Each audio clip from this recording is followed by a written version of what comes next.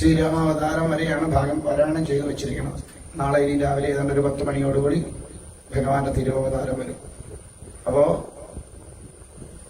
ഇന്ന് നമ്മൾ പാരായണം ചെയ്ത് ഭാഗങ്ങളാണ് ഷഷ്ഠസ്കന്ധത്തിൽ അജാമള മോക്ഷം. നാരായണ നാമത്തിന്റെ മഹത്വത്തെ കീർത്തിക്കുന്നത്. നാരായണ എന്നെപ്പോഴെങ്കിലും അറിഞ്ഞോ അറിയാതെയോ ജപിച്ചിട്ടുണ്ടെങ്കിൽ അന്ത്യകാലത്തത് ഭഗവാൻ നമുക്ക് വേണ്ടതായ അനുഗ്രഹത്തെ തന്നുകൊണ്ട് നമ്മളെ കൊണ്ടുപോകും. എവിടെ കൊണ്ടുപോകും? എവിടെ കൊണ്ടുപോകും? എന്നാ പിന്നെ സ്വാമി നാരായണ ജപിക്കാതിരിക്കുന്നല്ലേ നല്ലേ അങ്ങ് കൊണ്ടുപോകുകയും ഇല്ലേ? അങ്ങനെ കൊണ്ടുപോകുന്ന ഫലങ്ങളെ ഇല്ലേ? നാരായണ നാമം ജപിച്ചോളൂ. ആ നാരായണൻ സർവദാ ആ കൂടെ കാണും.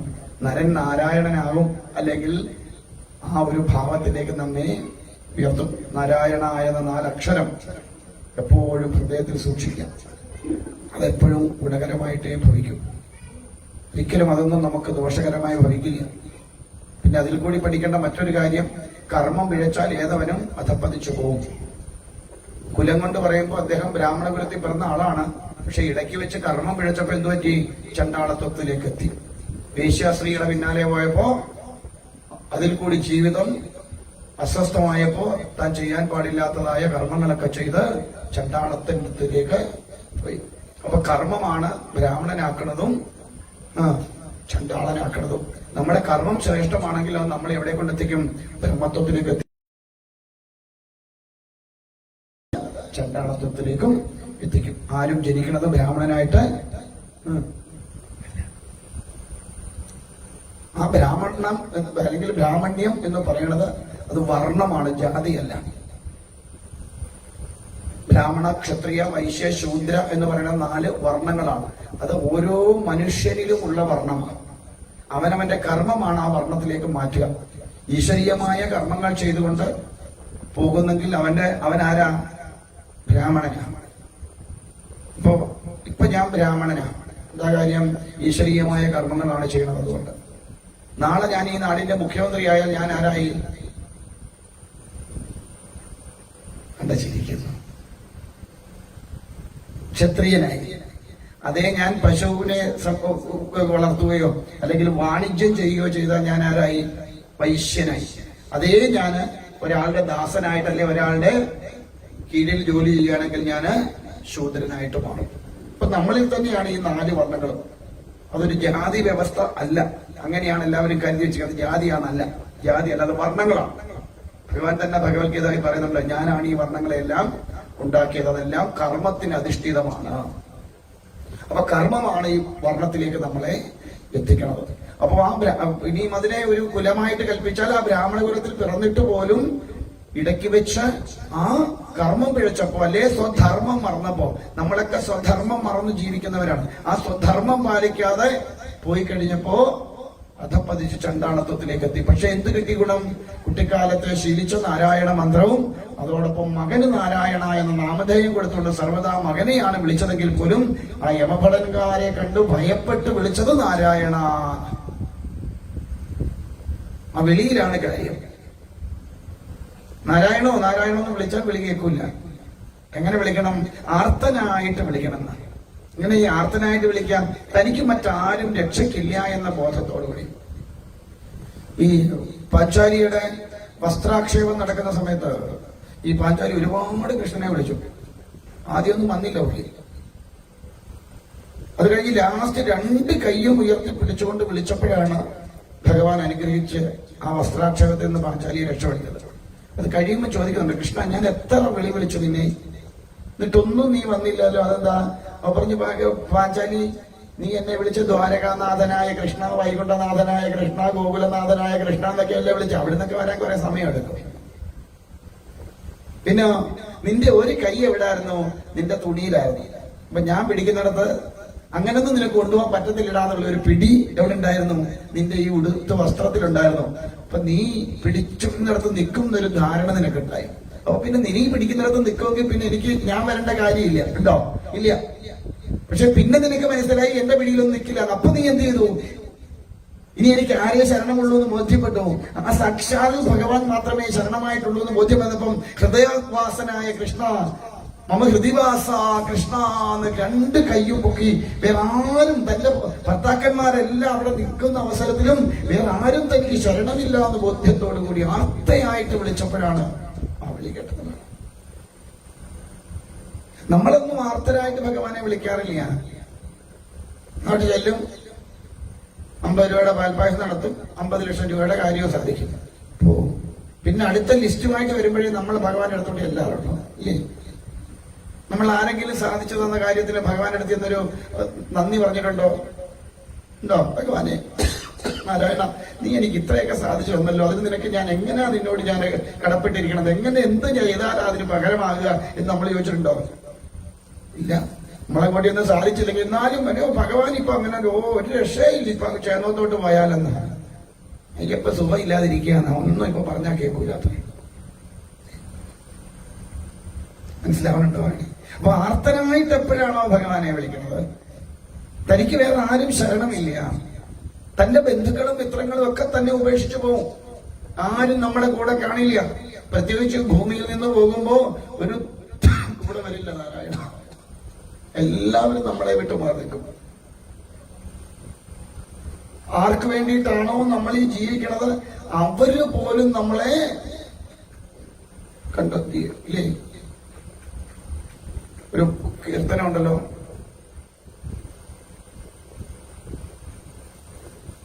മനുഷ്യനായി എന്തിനീ മണ്ണിൽ പിറന്നു, മനസാക്ഷിയോടൊന്ന് ചോദിച്ചു നോക്കും. ഇല്ലേ? മനുഷ്യനായിട്ട് എന്തിനായി മണ്ണിൽ പിറന്നത് മനസാക്ഷിയോടൊന്ന് ചോദിച്ചു നോക്കണം. ഇന്ന് നിങ്ങൾ ചെന്നിട്ട് കിടന്നുറങ്ങണതിന് മുൻപ് ഒന്ന് ആലോചിക്കാം, സത്യത്തിൽ ഇത്രയും കാലം ഞാൻ എന്ത് ചെയ്തു? എന്തെങ്കിലും ഒരു നല്ല കാര്യം ആർക്കെങ്കിലും ഞാൻ ചെയ്തിട്ടുണ്ടോ? എത്ര പേർക്ക് എന്നെ കൊണ്ട് ദുരിതം ഉണ്ടായിട്ടുണ്ടോ? വാക്കുകൊണ്ടോ പ്രവൃത്തി കൊണ്ടോ നോട്ടം കൊണ്ടോ എന്തെങ്കിലും കൊണ്ട് എത്ര പേർക്ക് ഞാൻ ദുരിതം ഉണ്ടാക്കി വെച്ചിട്ടുണ്ടോ എന്ന് ആലോചിക്കുമ്പോൾ ഏറ്റവും കൂടുതൽ നമ്മൾ ചെയ്തിരിക്കുന്നത് എന്തായിരിക്കും? മറ്റുള്ളവന് ദുരിതം ഉണ്ടാക്കി വെച്ചിരിക്കായിരിക്കും. ആലോചിച്ചോ. ഒന്നും വേണ്ട, ഇന്ന് ഒരു ദിവസത്തെ ചിന്തിച്ചാൽ മതി. ഇന്ന് ഞാൻ ഉണർന്നിട്ട് ഈ വൈകുന്നേരം വരെ ഞാൻ എന്ത് ചെയ്തു?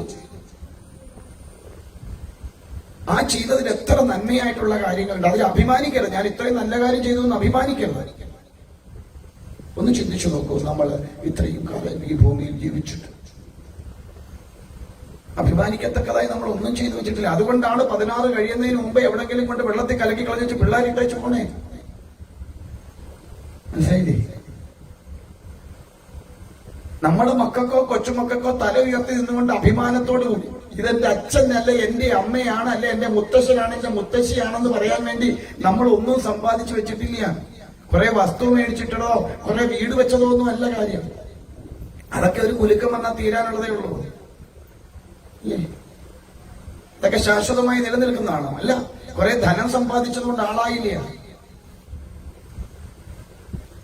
നാളെയും നമ്മളെ കുറിച്ച് ഈ സമൂഹം ഓർക്കണം എങ്കിൽ നമ്മുടെ മക്കളെ കാണുമ്പോ അവര് മറ്റുള്ളവര് നമ്മളെ കുറിച്ച് ഓർക്കണമെങ്കിൽ നാം ചെയ്തു വെച്ചിരിക്കുന്ന കർമ്മങ്ങൾ അതിൽ ശ്രേഷ്ഠമായിരിക്കണം. നമ്മുടെ പ്രവൃത്തിയാണ് നമ്മുടെ സന്തതികളെ തല കുനിച്ചു നടത്തുന്നതും തല ഉയർത്തി നടത്തുന്നതും. ആണോ? അങ്ങോട്ട് ഇറങ്ങിപ്പോണോ അവനോ അല്ല അവന്റെ മോന എന്ന് പറയിപ്പിക്കരുത്. നമ്മുടെ മക്കളുടെ തല കുനിക്കാനൊരു അവസരം നമ്മളായിട്ടുണ്ടാക്കി വെക്കരുത്. നമ്മുടെ സന്തതികളെ കാണുമ്പോ നമ്മളെ കാറി തുപ്പരുതൊരു മനുഷ്യൻ. കുഴിയിൽ കിടന്നാൽ പോലും നമ്മളെ കാറി തുപ്പും നമ്മുടെ പ്രവൃത്തി ദോഷകരമാണെങ്കിൽ. അവിടെ കിടന്നാൽ പോലും സ്വസ്ഥമായിട്ട് കിടക്കാൻ പറ്റില്ല. അതുകൊണ്ട് ചെയ്യുന്ന പ്രവർത്തികള് മറ്റുള്ളവർക്ക് ദ്രോഹം. അതുകൊണ്ടാണ് ശ്രീനാരായണ ഗുരുദേവൻ പറഞ്ഞത്, അവനവൻ ആത്മസുഖത്തിന് ചെയ്യുന്നത് അവരന്റെ കൂടി സുഖത്തിനായി വരണം. മന്നത്ത് പത്മനാഭൻ പറഞ്ഞു, നമ്മുടെ സമൂഹം അല്ലെ നമ്മുടെ സമുദായം വളരുന്നതോടൊപ്പം മറ്റൊരുത്തിന് ദോഷമുണ്ടാക്കാതെ മറ്റുള്ളവനെ കൈപിടിച്ചുയർത്താനുള്ള ബാധ്യത നമുക്കുണ്ട് എന്ന് നമ്മെ പഠിപ്പിച്ചു.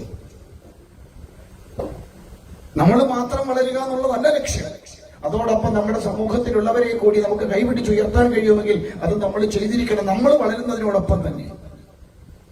അപ്പോഴാണ് മനുഷ്യനാവുക. അല്ല എന്റെ സുഖത്തിന് വേണ്ടി മറ്റവനെ ദ്രോഹിക്കുക എന്നല്ല നമ്മളെ ആരും പഠിപ്പിച്ചത്. പക്ഷെ നമ്മൾ ഇന്ന് ചെയ്തുകൊണ്ടിരിക്കുന്നത് എല്ലാം എന്താ? നമ്മുടെ സുഖത്തിന് വേണ്ടി മറ്റുള്ളവനെ ദ്രോഹിക്കുക. പറ്റുമെങ്കിൽ അവന്റെ ഒരു അടിയും കൂടി ഇങ്ങോട്ട് മാന്തി എടുക്കാൻ പറ്റുമെങ്കിൽ അവന്റെ ഒരു അടിയും കൂടെ മാന്തി എടുക്കും. ഇല്ലേ? അതൊക്കെ ചണ്ടാളത്വത്തിലെ കർമ്മങ്ങളാണ്. മനസ്സിലാവണുണ്ടോ? പറയണേ, പിടിയിട്ടുണ്ടോ? അതുകൊണ്ട് നമ്മുടെ കർമ്മം ശ്രേഷ്ഠമാണെങ്കിൽ അത് ഈശ്വരത്വത്തിലേക്കും ബ്രഹ്മത്വത്തിലേക്കെത്തും. അതുകൊണ്ട് കർമ്മം പിഴയാതെ നോക്കുക, സ്വധർമ്മം മറക്കാതെ ഇരിക്കുക. എന്നിട്ട് ഈശ്വരനെ വിളിച്ചാൽ ആ ഈശ്വരൻ ആ വിളികളെ കേൾക്കും.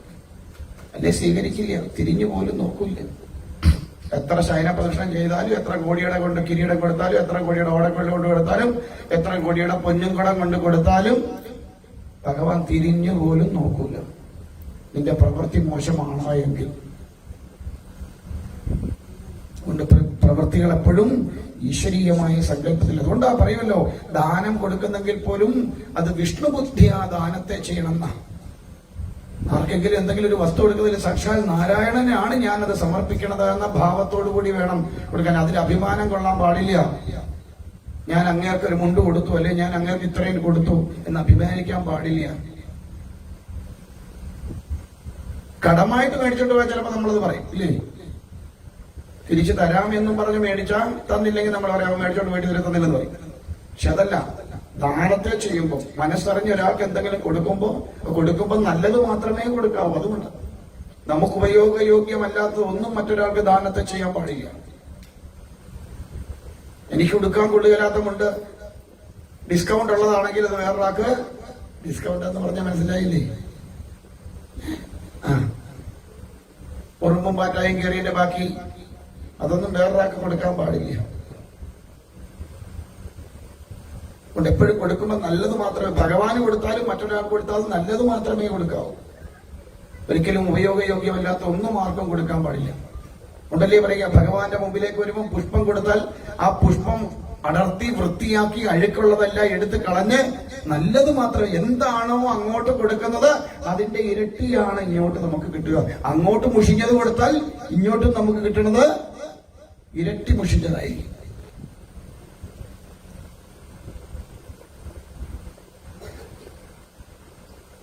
ചിലപ്പോ സപ്താഹമൊക്കെ കഴിഞ്ഞ് വീട്ടിൽ ചെന്ന് ഈ ശ്രോതൃ ദക്ഷിണ എണ്ണുമ്പോ കാണാം ഒരു 10 രൂപ നോട്ടൊക്കെ 100 ഗ്രാം കാണാം. മൊത്തം കയപ്പൊട്ടിച്ചതാ. അല്ലെങ്കിൽ പകുതി കീറിയത് ചുരുട്ടിക്കൊണ്ടിടും. അങ്ങനെയൊക്കെ തരുന്നവരുണ്ട്. ഒരു 250 രൂപ കഴിഞ്ഞിടക്കി കൊണ്ട് മാറി ബാക്കി കൊണ്ട് കൊടുത്ത് കീറിയതാ, മുഴുവൻ കീറിയതാ. ഇപ്പോഴും ഇരിപ്പുണ്ട് 100-150 രൂപയുടെ ശ്രോതൃഷ്ണ കിട്ടുന്ന. ഞാൻ പറയാം, കമ്പനി കടക്കാർക്കും വണ്ടിക്കാർക്കും ആരും എടുക്കാത്ത സാധനം ആർക്കാണ്? ഭഗവാന് ഞങ്ങൾക്ക് നമ്മൾ നോക്കൂല. അങ്ങനൊന്നും ആർക്കും കൊടുക്കരുത്. കൊടുക്കുന്നത് നല്ലത് ഉപയോഗയോഗ്യമായിട്ടുള്ളതേ കൊടുക്കാവൂ, അല്ലാതെ കൊടുക്കാൻ പാടില്ല. അപ്പൊ അതുകൊണ്ട് പറഞ്ഞു, കർമ്മത്തെ ശ്രേഷ്ഠമാക്കി വെക്കണം. അതോടൊപ്പം ഈശ്വരീയമായ ചിന്തകൾ എപ്പോഴും ഉള്ളിലുണ്ടാവും. കാരണം കർമ്മം അധപ്പതിച്ചാൽ ചണ്ടാളത്വത്തിലേക്ക് എത്തും.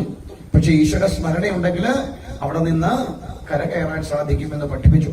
അവിടെ നിന്ന് അങ്ങോട്ട് ചെല്ലുമ്പോ സപ്തമസ്കന്ധത്തിലാണ് സാക്ഷാൽ നൃസിംഹമൂർത്തിയുടെ അവതാരത്തെ എത്തിക്കുക. അത് തുടങ്ങുന്നതിന് മുമ്പ് ഞാൻ നമ്മുടെ ആ പാരായണം ചെയ്യുന്നതിന് മുമ്പേ പറഞ്ഞിരുന്നു, ശരിക്കും ഭഗവാന്റെ അവതാരം ആർക്ക് വേണ്ടിയിട്ടായിരുന്നു എന്ന് പറഞ്ഞേ? ഹിരണ്യകശിപുവിന് വേണ്ടിയിട്ടായിരുന്നു, പ്രഹ്ലാദന് വേണ്ടിയിട്ടല്ല. കാരണം ഹിരണ്യകശിപുവാണ് ഭഗവാന്റെ അവതാരത്തിന് കാരണക്കാരനായിട്ട് ഭവിക്കണം. അതിനെ ആരെ മുൻനിർത്തിയെന്ന് മാത്രം? പ്രഹ്ലാദനെ മുൻപിൽ നിർത്തിയെന്ന് മാത്രം. ഏതൊരു കാര്യം നടത്തണമെങ്കിലും അതിനൊരു ഉപാധി വേണം. ഇടേ ആ ഉപാധിയാണ് ആര്? പ്രഹ്ലാദൻ. പരമഭക്തനായിരുന്നു, ഭഗവാന്റെ ഭാഗവതോത്തമൻ എന്നാ വിളിക്കാം പ്രഹ്ലാദനെ.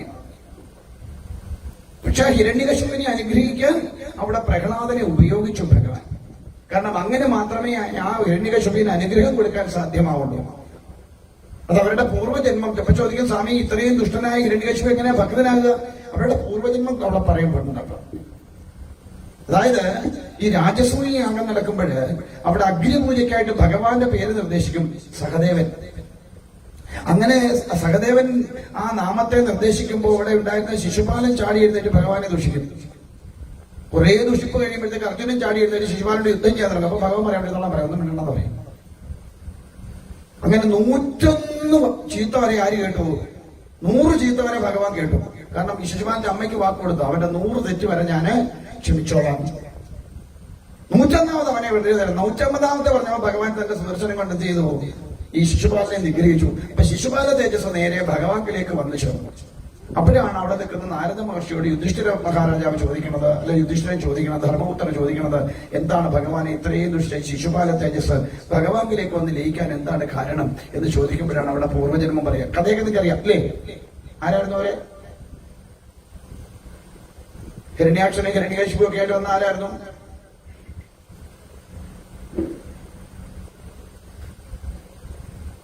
ഏത് നാടകത്തിലെ കാര്യമാണ് ഇപ്പൊ ആലോചിക്കുന്നത്? വൈകുണ്ഠത്തിലെ 7ാമത്തെ വാതിലിൽ നിന്ന കാവൽക്കാരായ ജയവിജയന്മാരാണ് ഹിരണ്യാക്ഷനും ഹിരണ്യകശിപും ഒക്കെ ആയിട്ട്. അവർക്ക് 3 ജന്മം ഭൂമിയില് നീചയോനിയിൽ പിറക്കാനായിട്ട് ശാപം കിട്ടി. ആരാ ശപിച്ചേ? സനകാദി മഹർഷിമാര്. അവര് കൊടുത്ത ശാപം എന്താ? ശപിക്കാൻ കാരണം ഭഗവത് ദർശനത്തിന് തടസ്സം ഉണ്ടാക്കിയത്. ഭഗവാനെ ദർശിക്കാൻ നിന്നപ്പോഴേ കയറിപ്പോൻ പറ്റില്ല. ഞാൻ ചിലപ്പോൾ ആലോചിക്കും, ഗുരുവായൂരൊക്കെ എത്ര ജയവിജയന്മാർ നിപ്പുണ്ട്, ഇവരൊക്കെ എത്ര ജന്മം അസുരന്മാരായിട്ട് ജനിക്കേണ്ടി വരും ഇല്ലേ? ഇങ്ങോട്ട് ചെല്ലുന്നതിന് മുമ്പേ വടലേക്ക് പിടിച്ചു പൊക്കോ എന്ന് പറയും. 5.25 മണിക്കൂർ ക്യൂ നിന്നിട്ടാ ഇത്തവണ നമ്മൾ കഴിഞ്ഞ ഇങ്ങോട്ട് വരുന്നതിന് 2 ദിവസം മുമ്പ് പോയി തൊഴാൻ പോയത്. 5.25 മണിക്കൂർ ക്യൂ നിന്നു, വെള്ളം പോലും കുടിക്കാതെ. അത് കഴിഞ്ഞ് അങ്ങോട്ട് കയറിയപ്പോഴേ വടലേക്ക് പിടിച്ച് തള്ളി പൊക്കോ എന്ന് പറഞ്ഞു. ഒന്ന് കണ്ണു തുറന്ന് നോക്കാൻ പോലും പറ്റിയില്ല. ഇവരൊക്കെ എത്ര ജന്മം ജനിക്കേണ്ടി വരും? ഹിരണ്യാക്ഷനും ഹിരണ്യകശിപുവൊക്കെ ആയിട്ട്. നമ്മളൊക്കെ എത്ര ജന്മം ജനിക്കേണ്ടി വരുമെന്ന് ആലോചിച്ചാണ്.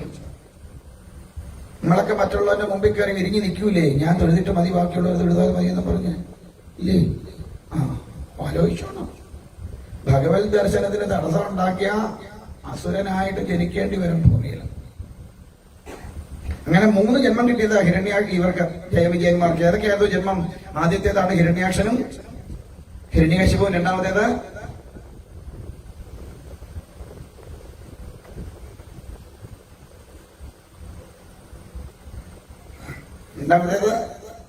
ത്രേതായുഗത്തിലാണ്.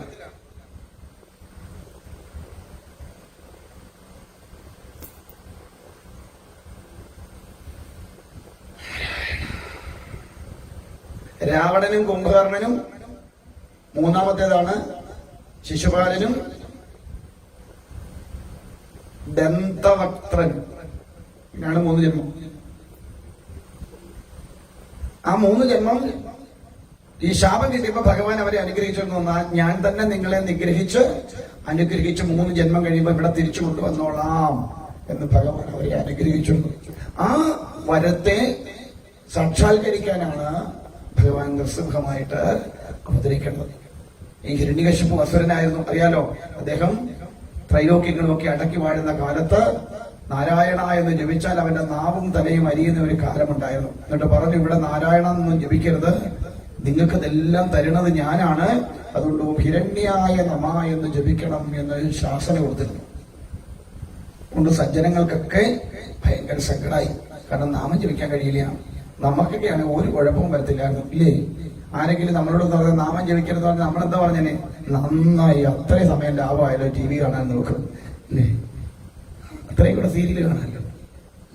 പക്ഷെ സജ്ജനങ്ങൾക്ക് എങ്ങനെയല്ല, അവർക്ക് നാമം ജപിക്കാതിരിക്കാൻ പറ്റില്ല, ഈശ്വരനാമം ജപിക്കാതിരിക്കാൻ പറ്റില്ല. അവർക്ക് ഇപ്പൊ നിങ്ങൾക്ക് ഒരു ദിവസം ഇവിടെ വന്ന് ഭഗവാനെ കണ്ടില്ലെന്ന് വെച്ചാൽ വല്ല സങ്കടം ഉണ്ടോ?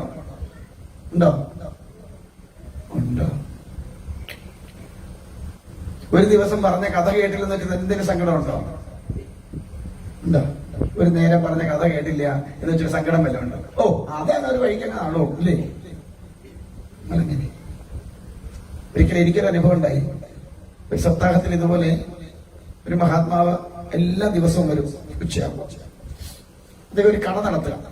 അപ്പൊ 11:30 ആകുമ്പോഴത്തേക്ക് പ്രഭാഷണം തുടങ്ങും. ആ നേരം കട അടച്ചു പുള്ളി വരും. അത്ര നേരത്തെ ബിസിനസ് വേണ്ട പുള്ളി കട അടച്ചു വരും. എന്നിട്ട് ഇവിടുന്ന് പ്രസാദം ഉണ്ടാച്ചാ പുള്ളി പോവാം. അപ്പൊ ഭൂതനാമോക്ഷം കഥ പറഞ്ഞ ദിവസം ഇദ്ദേഹത്തിന് എന്തോ ഒരു എമർജൻസി കേസ് ഉണ്ട്, അദ്ദേഹത്തിന് വരാൻ കഴിഞ്ഞില്ല. അന്ന് വൈകുന്നേരം അദ്ദേഹം വളരെ സങ്കടത്തോടെ പറഞ്ഞു, സ്വാമി എനിക്ക് ഉച്ചയ്ക്ക് വരാൻ പറ്റില്ല, സ്വാമി ഉച്ചയ്ക്ക് എന്ത് കഥ? ഞാൻ പറഞ്ഞു പൂതനാമോഷ പറഞ്ഞു. അതൊന്ന് കേൾക്കാൻ കഴിഞ്ഞില്ലല്ലോ സ്വാമി. നമ്മൾ സാരമില്ല, ഇനി അടുത്ത വർഷം സപ്താഹം നടക്കുമ്പോൾ വന്നിട്ട് കേട്ടാൽ അതല്ല സ്വാമി പറയണത്, എനിക്കത് കേൾക്കണം. ഇനി അടുത്ത് ഇവിടെ സപ്താഹമല്ലേ? ഞാൻ പറഞ്ഞു ഇങ്ങനെ പാലാ ഇവിടെ അടുത്ത് പറയുന്ന ക്ഷേത്രത്തിലുണ്ട് സ്വാമി, ഞാൻ വിളിക്കാം. പൂതനാമോക്ഷ കഥ പറയുന്നത് എന്നാന്ന് വെച്ചാൽ എന്നോടൊന്ന് പറയണേ. ആലോചിച്ചു. എന്നിട്ട് ഞാൻ ഈ സമയം ദിവസം വിളിച്ചു പറഞ്ഞു അദ്ദേഹത്തോട്. അദ്ദേഹം 10:30 ആയപ്പോ കടയെല്ലാം അടച്ചുവെച്ച് ഈ കഥ കേൾക്കാൻ വേണ്ടി മാത്രം 10-12 കിലോമീറ്റർ ഓടി പുള്ളി അവിടെ വന്ന് ആ കഥ കേട്ട് എന്റെ കൂടെ നിന്ന് ഊണം കഴിച്ചു വെച്ച് പുള്ളി. നമ്മളാണെ പോവും ഒരു ഭൂതനാമോഷം കേട്ടിട്ടെന്ന് വെച്ച് എന്ത് സംഭവിക്കാൻ പോണ്? അന്വേഷിച്ചു നോക്കൂ. അതാണ് ഭഗവാന്റെ കഥകളോടുള്ള പ്രേമം. അതുകൊണ്ടാണ് രസികന്മാരായിട്ടുള്ളവരിത് നിരന്തരം പൂജിക്കണം എന്ന് പറയാൻ കാരണം. ഭഗവത് കഥകളോട് ഭഗവാനോട് രസം തോന്നണം നമുക്ക്. സ്വാമി ദിവസം രാവിലെ വീട്ടിലുണ്ടാക്കിയ പോലെ രസം. ആ രസമല്ല. നമുക്കൊരു കഥ കേട്ടില്ലെങ്കിൽ, അല്ലെ ഭഗവാനെ കുറിച്ചൊന്ന് കേൾക്കാൻ കഴിഞ്ഞില്ലെങ്കിൽ അത് നമുക്ക് ഉള്ളിൽ അതിൻ്റെതായ ഒരു സങ്കടം നമുക്ക് ഉണ്ടാവണം. ആ ഭഗവാനെ എനിക്കതൊന്ന് കാണാൻ പറ്റില്ല, അല്ലെങ്കിൽ അതൊന്ന് കേൾക്കാൻ പറ്റിയില്ലല്ലോ എന്നുള്ള സങ്കടം ഉണ്ടാവണം നമുക്ക്. അതാണ് ഭഗവാനോടുള്ള പ്രേമം. അല്ലാതെ കണ്ടില്ലെന്നോ കേട്ടില്ലെന്നോ വെച്ചാൽ സങ്കടപ്പെടാതെ ഇരിക്കുന്നിട്ടൊന്നും കാര്യമില്ല. ആ ഒരു പ്രേമം ഭഗവാനോട് നമുക്ക് ഉണ്ടാവണം. അപ്പൊ എന്തായാലും ഇവിടെ ഭഗവാന്റെ നാമം ജപിക്കുന്നതെല്ലാം വിലക്കി. പക്ഷേ അദ്ദേഹത്തിന്റെ പുത്രനെ കൊണ്ട് തന്നെ ഭഗവാൻ അതിന് പ്രതികാരം ചെയ്യിച്ചു. എന്താ? പ്രഹ്ലാദൻ നിരന്തരമായിട്ട് ജപിക്കുന്നത് മുഴുവൻ നാരായണ നാമമായിരുന്നു. ശുക്രാചാര്യരുടെ ആശ്രമത്തിലൊക്കെ വിട്ട് പഠിപ്പിച്ചു. ശുക്രാചാര്യരാരാ? ശുക്രാചാര്യരാരാ? എന്റെ നമ്പരാണ്. എന്റെ കാര്യം നോക്കാം, നിന്റെ കാര്യം നോക്കാം.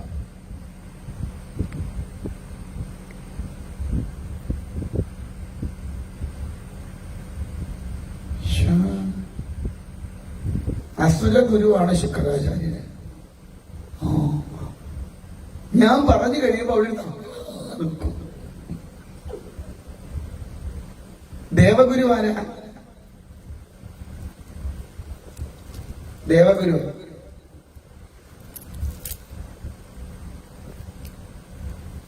ബൃഹസ്പതി.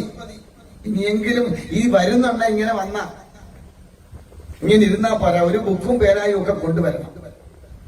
അപ്പൊ ഇങ്ങനെ കിട്ടുന്ന എന്തെങ്കിലുമൊക്കെ ഒന്ന് കുറിച്ച് അവിടെ വെക്കണം. എന്നിട്ട് മടക്കെടുത്ത് അലമാരി കൊണ്ട് വെക്കണം. പിറ്റേ വർഷം സപ്താഹമാകുമ്പോ ഇരട്ടവാലൻ സാറ് നിന്നതിന്റെ ബാക്കി വല്ലതും ഉണ്ടെങ്കിലും എടുത്തു വെച്ച് നോക്കിയിട്ടൊക്കെ വരണം. എന്റെ നാരായണ, 12 കൊല്ലമായി പറയാൻ തുടങ്ങിയിട്ട്. പിള്ളേര് പോലും അങ്ങനെ വരില്ല. ഇതും കേട്ടാൽ അങ്ങോട്ട് ഇറങ്ങി 4 പേരുടെ കുറ്റവും പറഞ്ഞു പോയി കഴിയുമ്പോ എല്ലാം പോയി. അങ്ങനൊന്നും ആവരുത്. കിട്ടുന്ന എന്തെങ്കിലുമൊക്കെ ഒന്ന് എന്ത് വേണം? മെമ്മറി വെക്കണം. തലയ്ക്കകത്ത് കിഡ്നി ഇല്ലേ? അത് വല്ലപ്പോഴും ഒക്കെ ഒന്ന് വർക്ക് ചെയ്യിക്കണം. എന്തെങ്കിലുമൊക്കെ ഒന്ന് ഓർത്തിരിക്കണ്ടേ ഇത്രയും കൊല്ലമായിട്ട് കേട്ടിട്ടും. അപ്പൊ ദേവഗുരുവാണ് ബൃഹസ്പതി, അസുരഗുരുവാണ് ശുക്രാചാര്യര്. അദ്ദേഹത്തിന്റെ ആശ്രമത്തിലാണ് ഒന്ന് പ്രഹ്ലാദം പഠിക്കണത്. അങ്ങനെ പഠിച്ചു. അപ്പൊ അന്നേരം പഠിപ്പിക്കണത് ആരാ? ശുക്രാചാര്യരല്ല, അദ്ദേഹത്തിന്റെ മക്കളാ. പേരൊക്കെ എഴുതിയെടുത്തോണം, ഓർത്തു വെച്ചോണം. മക്കൾക്കും കൊച്ചുമക്കൾക്കും ഇടാം. അവരുടെ പേരാണ് ഷണ്ടനും അമർക്കനും. വിളിക്കാനും എളുപ്പമുണ്ട്, മോനെ ഷണ്ട അല്ലേ. അപ്പോ അങ്ങനെ അവരാണ് പഠിപ്പിക്കുക. ആ പഠനമൊക്കെ കഴിഞ്ഞ എന്ത് ചെയ്യും? പ്രഹ്ലാദൻ അവിടെ മാറിയിരുന്ന ആരാണ് ജപിക്കാൻ പറഞ്ഞു. കാരണം പഠനമൊക്കെ 1 വർഷമൊക്കെ കഴിഞ്ഞപ്പോഴത്തേക്ക് അച്ഛൻ വിളിപ്പിച്ച് കൊണ്ടുവന്നു. അവരോട് ചോദിച്ചു, ഇത്രയും കാലം പഠിച്ചതിൽ ഏറ്റവും ശ്രേഷ്ഠമായിട്ടുള്ളത് എന്താന്ന് ചോദിച്ചോ പറഞ്ഞു, പിതാവേ, ഹരിനാമമല്ലാതെ ഈ പ്രപഞ്ചത്തിൽ മറ്റൊന്നും ശ്രേഷ്ഠമായിട്ട് ഞാൻ കാണുന്നില്ല എന്നാണ്. ആലോചിച്ചോണേ, തന്റെ ആജന്മ ശത്രുവിന്റെ കാര്യമായി പറയണ. സഹിക്കുവോ? എടുത്തൊരു ഏറ് വെച്ചു കൊടുത്തു. മകനാണെന്ന് നോക്കിയില്ല, വലിച്ചൊരു ഏറ് വെച്ചു കൊടുത്തു. ഈ വലിച്ചെറിയുമ്പോഴും പ്രഹ്ലാദൻ എന്ത് പറഞ്ഞു? നാരായണ പരിപാലയമാം. എന്താ കാരണം? നാരായണ മാത്രമേ തന്നെ രക്ഷിക്കാനുള്ളൂ എന്ന് ആർക്കറിയാം? പ്രഹ്ലാദൻ അറിയാം.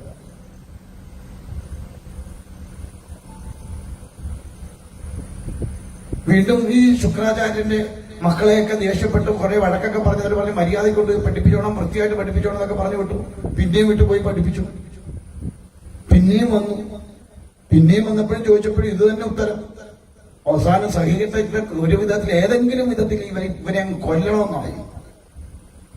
എന്നിട്ട് വിഷം കൊടുത്തു നോക്കി, നാഗങ്ങളെ വിട്ട് കൊത്തിക്കൊല്ലിക്കാൻ നോക്കി, ആനയെ കൊണ്ട് ചവിട്ടിക്കൊല്ലിക്കാൻ നോക്കി, എങ്ങനെല്ലാം നോക്കിയിട്ട് എന്ത് പറ്റുന്നില്ല, പ്രഹ്ലാദനെ വധിക്കാനായിട്ട് സാധിക്കുന്നില്ല. അവിടെ എല്ലാം ഭഗവാൻ രക്ഷയ്ക്കായിട്ട് ആരുടെ കൂടെ ഉണ്ട്? പ്രഹ്ലാദന്റെ കൂടെ ഉണ്ട്. നമുക്കൊക്കെ വല്ലതും പറ്റിയോ നമ്മൾ ആരുടെ കൂടെ പോ? ആരെ വിളിക്കും? നമ്മളാരെയായിരിക്കും വിളിക്കുക? ഭഗവാനെ വിളിക്കുവോ? ഓ ഉടനെ പോകും. എവിടോട്ട്?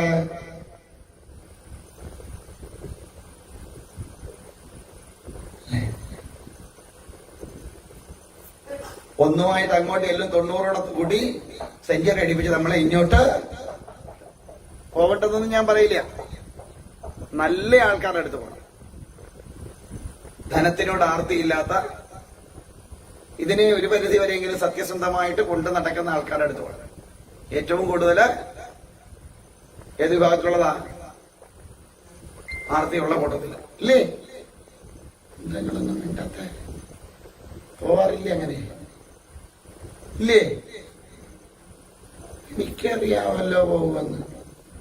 കാലൊന്ന് തട്ടിയാ ഉടനെ പോകും. അതെന്തായിരുന്നില്ല എന്നിട്ടപ്പോ കാല് തട്ടിയതെന്ന് പറയും. കാരണം നമുക്കറിയില്ല എന്താ തട്ടാനുള്ള കാരണം അറിയില്ല, എന്തെങ്കിലും കുഴപ്പമുള്ളതാണെന്ന് അറിയില്ല. അത് നല്ല കാര്യമാണ്, അതൊന്നും മോശമാണെന്ന് ഞാൻ പറയില്ല. പക്ഷേ സത്യസന്ധമായിട്ട് അതിനെ കൈകാര്യം ചെയ്യുന്നവരുടെ അടുത്തേ അബദ്ധങ്ങളെ ഒന്നും ചെന്ന് ചാടരുത്. എന്തായാലും അങ്ങനെ നാരായണൻ മാത്രമേ ഉള്ളൂ എനിക്ക് രക്ഷ എന്നറിയാവുന്ന പ്രഹ്ലാദൻ സർവദാ നാരായണനെ തന്നെ സ്മരിച്ചോണ്ടിരുന്നു. അങ്ങനെ വീണ്ടും പ്രഹ്ലാദനെ പഠിക്കാനായിട്ടൊക്കെ വിട്ടു. പക്ഷെ അത്തോളം എന്ത് വെച്ചാൽ കുറച്ചുകൂടെ വ്യത്യാസം ഉണ്ടായിട്ടായി. ബാക്കിയുള്ള അസുര പിള്ളേരെ കൂടെ പഠിപ്പിക്കാൻ തുടങ്ങി. ആര്? പ്രഹ്ലാദൻ. എന്ത് ചെയ്തു? ഈ കുട്ടികൾ ചോദിച്ചു, പ്രഹ്ലാദ നീ ഈ ജപിക്കുന്ന എന്താ? ഈ ജപിക്കുന്ന കേൾക്കുമ്പോൾ ഞങ്ങൾക്ക് ഒരു സുഖം തോന്നുന്നുണ്ട്, ഒരു ആനന്ദം തോന്നുന്നുണ്ട്. നമ്മളെ എല്ലാരെയും പഠിപ്പിക്കുന്ന ഒരേ ഗുരുനാഥനാ, പിന്നെ നിനക്കെങ്ങനെ ഇത് കിട്ടിയെന്ന് പറഞ്ഞു. ഹേ സുഹൃത്തുക്കളെ, ഈ മനുഷ്യജന്മം വൃഥാവിലാക്കി കളയരുത്. കുട്ടിക്കാലത്ത് കളികളിൽ ഏർപ്പെട്ട് നമ്മൾ ജീവിതം കളയും. യൗവനകാലത്ത് അഹങ്കാരയുക്തരായിട്ട് നടക്കും. വാർദ്ധക്യകാലത്ത് ഒന്നും ചെയ്യാൻ വയ്യാത്ത അവസ്ഥയിൽ നമ്മൾ പെട്ടുപോകും. ഈ അവസരത്തിലൊന്നും നമ്മൾ ആരെയും സ്മരിക്കണില്ല, ഈശ്വരനെ സ്മരിക്കണില്ല. അതുകൊണ്ട് ആ മനുഷ്യന്റെ ജന്മം മൃഗങ്ങളുടെയും പക്ഷിയുടെയൊക്കെ ആയുസ്സാണ് എടുത്തിരിക്കണതെന്ന്. കുട്ടിക്കാലമെല്ലാം കൊരങ്ങന്റെ ആയുസാണ്. ഒരിടത്തടങ്ങിയിരിക്കുവോ? ആ കൊമ്പേ ചാടി ഈ കൊമ്പേ ചാടി അതും എടുത്ത് ഇതും എടുത്ത് നടക്കില്ലേ? ആണോ അല്ലയോ? യൗവനമായി കഴിയുമ്പോഴോ കുതിരയുടെ ആയുസാണ്. അതുകൊണ്ടാണ് മഴയായിടത്തൊക്കെ അടങ്ങി ഒരിടത്തും ഇതില്ല, പായച്ചിലാണ് അല്ലേ? ഇതിനു വേണ്ടിയിട്ടാ എങ്ങനെങ്കിലും കാശുണ്ടാക്കണം. അത് കഴിഞ്ഞ് കല്യാണമൊക്കെ ആയി കഴിഞ്ഞ ഒരു 35-40 വയസ്സാകുമ്പോഴത്തേക്ക് കഴുതയുടെ ജന്മമാണ് ആയുസ. എന്താ കാരണം? ചുമടെടുത്ത് ജീവിക്കാൻ, കുടുംബം പോറ്റാനായിട്ട് എല്ലാ ഭാരം എടുത്ത് തോളത്ത് വെച്ചോണ്ടെടുക്കുക. അത് കഴിയുമ്പോ നായയുടെ ആയുസ. റിട്ടയർമെന്റ് ഒക്കെ ആയി കഴിയുമ്പോ എന്താ പണി? വീട്ടുകാവല് അല്ലേ? വ്യവസായമൊക്കെ വേണ്ടിയിട്ട് കാലയൊക്കെ വെച്ച് ഒരു പത്രമൊക്കെ ആയിട്ട് അങ്ങനെ ഇരിക്കും ആയുസ്. മക്കളും കൊച്ചുമക്കളും ഒക്കെ കൂടെ ടൂർ പോകുമ്പോൾ നമ്മളിവിടെ വീട് നോക്കാൻ ആള് കാവല്, നായയുടെ ജന്മം. അത് കഴിഞ്ഞാൽ പിന്നെ മൂങ്ങായുടെ ആയുസാണ്. എന്താ? കുറെ കൂടെ കഴിയുമ്പോ എന്ത് ചോദിച്ചാലും ഇത് മാത്രമേ ഉണ്ടാവുള്ളൂ ഇല്ലേ? പണ്ടതുകൊണ്ടൊരു മരുമോള് രക്ഷപ്പെട്ടു എന്നാ പറയുന്നത്. ഈ മകൻ ജോലിക്ക് പോകും. തന്റെ അമ്മ ദിവസം ക്ഷീണിച്ചു വരിക. ഇപ്പം വന്ന് ദിവസം ചോദിക്കേണ്ടി നീ അമ്മയ്ക്കൊന്നും കൊടുത്തില്ലേ? പിന്നെ പെണ്ണയ്ക്ക് എന്തും ഞാൻ കൊടുക്കുന്നുണ്ട്, പക്ഷെ എന്തോ ചെന്ന് ചോദിച്ചാൽ അമ്മ വേണ്ട എന്നേ പറയാറുള്ളൂ എന്ന് പറഞ്ഞു. അതേപോലെ ഇവിടെ ഒന്നും കൊടുക്കില്ല. അപ്പൊ ബോഡി അമ്മ അങ്ങനൊന്നും അല്ല, ഇല്ല അമ്മ ഒന്നും വേണമെന്നും പറയാറില്ല, എല്ലാത്തിനും മൂളത്തേ ഉള്ളൂ എന്ന് പറഞ്ഞു. അല്ലെ ഇപ്പൊ കേട്ടോ, ഞാൻ ചെന്ന് പിന്നെ ചോദിക്കുമ്പോ കേട്ടോണെന്ന് പറഞ്ഞു. എന്നിട്ട് ചെവി ചൊന്ന് ചോദിച്ചു, അമ്മയ്ക്ക് കണ്ണെഴുതണോ? അപ്പൊ അമ്മ അവിടെ പറഞ്ഞു അമ്മയ്ക്ക് പൊട്ട് തൊടണോ? ഇങ്ങനെ മൂങ്ങായെ പോലെ മൂളി. അവസാനം മൂളി ആ മൂളൊക്കെ വന്ന് നീന്തും. അവസാനം അതാ എന്ത് വന്നാലും ഒന്ന് എന്ത് ചോദിച്ചാൽ ഒക്കത്തേ ഉള്ളൂ മൂങ്ങാൻ മുട്ടുന്നത്. ഇങ്ങനെ മനുഷ്യ ആയുസ് കളയുക നമ്മള്. ആയതിനിടയ്ക്ക് വല്ലതും നമ്മൾ മനുഷ്യനായിട്ട് ജീവിക്കണുണ്ടോ? ഇല്ല. മനുഷ്യജന്മം കിട്ടിയിട്ടും നമ്മൾ മനുഷ്യനായിട്ട് ജീവിക്കണില്ല. ഇങ്ങനെ ഓരോ മൃഗത്തിന്റെയും പക്ഷിയുടെയൊക്കെ ആയുസ്സുമായിട്ട് ഇങ്ങനെ കഴിഞ്ഞുകൂടുക. അതുകൊണ്ട് എന്ത് പറ്റണോ? ജന്മങ്ങൾ വീണ്ടും വീണ്ടും വീണ്ടും എടുക്കേണ്ടതായിട്ട് വരും. ഒരു ജന്മമില്ലാത്ത അവസ്ഥയിലേക്ക് എത്തണം. അതിനാ മനുഷ്യജന്മം തരേണ്ടത്. മനുഷ്യജന്മത്തിൽ മാത്രമേ വിചിന്തനം ചെയ്യാനുള്ള ബുദ്ധിയുള്ളൂ, വിവേകമുള്ളൂ.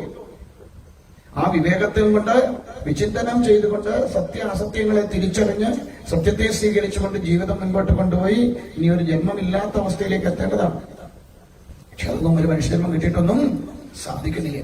അപ്പൊ എന്തായാലും അങ്ങനെ അവസാനം പറഞ്ഞു, ഈ നാരായണനെയാണ് എല്ലാത്തിനും രക്ഷയായിട്ടുള്ളത്. ചോദിച്ചു, നീ എങ്ങനെയാ ഇതൊക്കെ പഠിച്ചത് എന്ന് ചോദിച്ചോ. പറഞ്ഞു, എന്റെ അച്ഛൻ തപസ്സിന് പോയപ്പോ എന്തായി, ഈ ദേവന്മാരെല്ലാം കൂടെ വന്ന് ഞങ്ങളെ ആക്രമിച്ചു, അസുരന്മാരെ ആക്രമിച്ചു. എന്നിട്ടോ ദേവേന്ദ്രന്റെ അമ്മയെ പിടിച്ചോണ്ട് പോയി കൊല്ലാനായിട്ട്. അപ്പൊ അമ്മ ഗർഭിണിയായിരുന്നു.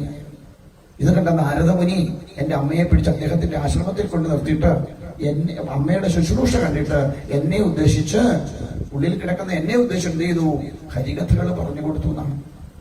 പക്ഷെ പ്രഹ്ലാദൻ തന്നെ പറയുന്നു, സ്ത്രീ സ്വഭാവം കൊണ്ട് അമ്മ അതൊക്കെ മറന്നുപോയി.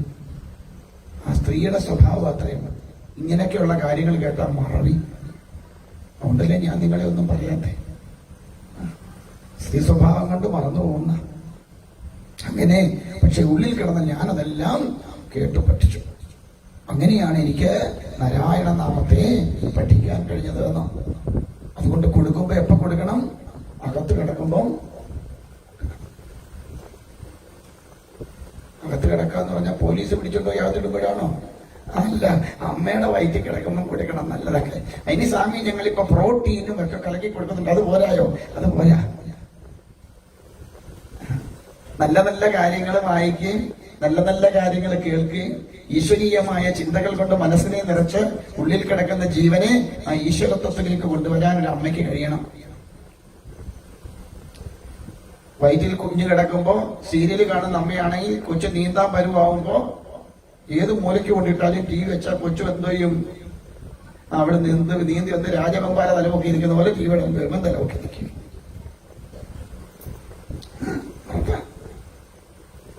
കാരണം അകത്ത് കിടക്കുന്ന കിട്ടുമ്പോഴാണ് അതാ ഏറ്റവും കൂടുതൽ വെച്ചാൽ ഫ്രഷ് സാധനം ഇതിനകത്ത് ഇരിക്കണത്. ഇല്ല, സ്പോഞ്ച് വെള്ളം എടുക്കണമെന്നല്ലാന്ന് അറിയാം. ഉണങ്ങിയ ഒരു സ്പോഞ്ച് വെള്ളത്തിൽ കൊണ്ടിട്ടാൽ എന്ത് ചെയ്യും? വെള്ളം എടുക്കില്ലേ? അത് പിഴിഞ്ഞ് വെച്ചിട്ട് പിന്നെ ഒന്നുകൂടെ ഒന്ന് മുക്കി നോക്കി ഈ ആദ്യം എടുത്ത് അത്രയും വെള്ളം എടുക്കുവോ? ഇല്ല. രണ്ട് വളവ് നോക്കിയ വ്യത്യാസമായി. ആദ്യം എടുത്ത് അത്രയും വെള്ളം കാണില്ല, രണ്ടാമത് ആ സ്പോഞ്ച് വെള്ളത്തിൽ മുക്കി എടുത്താൽ എന്തതുപോലെയാ. ആദ്യം കിട്ടുന്നതൊക്കെ ഇങ്ങനെ അടിത്തട്ടിൽ അബ്സോർബ് ചെയ്തു. ഇനി ആ സംശയം ഉണ്ടെങ്കിൽ നല്ല പ്രായമായ അമ്മമാരുടെ അടുത്തിലാണ്. ഇന്നലെയോ മിനിങ്ങാന്നോ പറഞ്ഞ കാര്യങ്ങളെ കുറിച്ചൊന്ന് ചോദിക്കണം. എന്തോ അവരെ, അയ്യോ എന്റെ മക്കളെ എനിക്കത് ഓർമ്മയില്ലടി എന്ന് പറയും ഇല്ലേ? അവരുടെ ഒരു 5 വയസ്സിലോ 3 വയസ്സിലോ ഒക്കെ ഉള്ള കാര്യങ്ങൾ ചോദിച്ചു നോക്കി. ആരുടെയൊക്കെ വീട്ടിൽ കൂടെ കയറി ഇറങ്ങി പോയതൊക്കെ ചോദിച്ചു നോക്കി. ഗോപാലന്റെയും ശങ്കരന്റെയും വാസുദേവന്റെ എല്ലാം പേര് പറയും ഇല്ലേ? അവരുടെ വീട്ടുപേരും പറയും. പിന്നെ അമ്മമാർക്ക്, അന്നത്തെ അമ്മമാർക്ക് അറിയാൻ വയ്യാത്ത ഒറ്റ കാര്യമുള്ളൂ. ഞാൻ ആലോചിച്ചു, എന്താണെന്നറിയാവോ? ഈ മക്കളൊക്കെ ഉണ്ടായത് ഏത് മാസമായി, ഏത് ഡേറ്റ് ആണെന്ന് അറിയത്തില്ല. അത് മാത്രം അറിയത്തില്ല അവർക്ക്. അതിനവര് പറയുന്നതാ, അപ്പുറത്തെ ഭാരതി പ്രസവിച്ച് കിടന്ന കാര്യം ഇങ്ങോട്ട് വന്നപ്പോഴാണ് ഇവിടെ ഞാൻ പ്രസവിച്ചത്. അത് മാത്രമേ അറിയൂ. വർഷവും ഡേറ്റും ഒന്നും ചോദിച്ചാൽ അവർക്ക് അന്നത്തെ കാലത്ത്. ഞാൻ എന്റെ മുത്തശ്ശിയോട് ചോദിച്ചിട്ടുണ്ട്, അമ്മയെന്നാ വിളിക്കുന്നത്. എനിക്ക് അമ്മയെ പേരമ്മ ഏത് വർഷം അമ്മയെ പറഞ്ഞു? എടാ മക്കളെ, അതേ ശാന്തയുടെ പ്രസവം പറയാൻ അവർ ഇങ്ങോട്ട് വരുമ്പോഴാ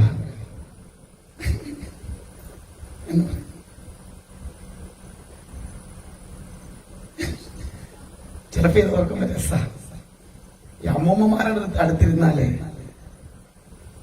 ഒരു 10, 75, 80 വയസ്സ് കഴിയുന്ന അമ്മമാരുടെ അടുത്തിരുന്നു. അവരുടെ അടുത്ത് നിന്നിരിക്കുമ്പോഴാണ് ഇതൊക്കെ ഇങ്ങനെ രസകരമായിട്ട് നമുക്ക് ഓരോന്ന് ഓർത്തിരിക്കാനുള്ളത് കിട്ടും.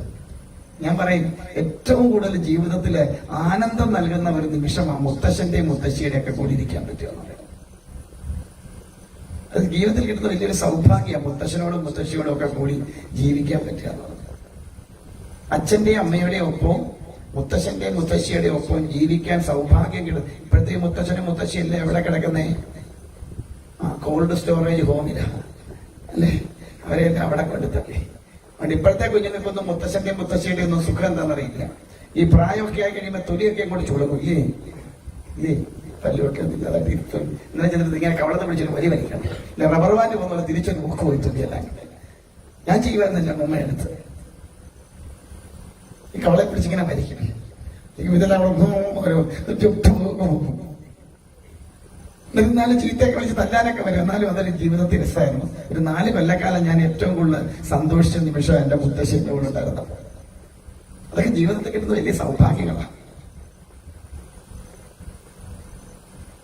ഇന്നത്തെ കുഞ്ഞുങ്ങളെ അവരുടെ അടുത്ത് പോലും അടുത്ത് മക്കളെ അമ്മൂമ്മച്ച് ചുമയും, അതുകൊണ്ട് അങ്ങോട്ട് പോകണ്ട കേട്ടോ. ഇവിടെ കൊരാന്ന് ചോദിക്കുമ്പോഴും ഞാൻ കൂടെ ചെന്നിരിക്കുവായിരുന്നു. എനിക്ക് ഒരു രോഗവും ബാധിച്ചില്ല എന്റെ അമ്മയുടെ കയ്യിൽ നിന്ന്.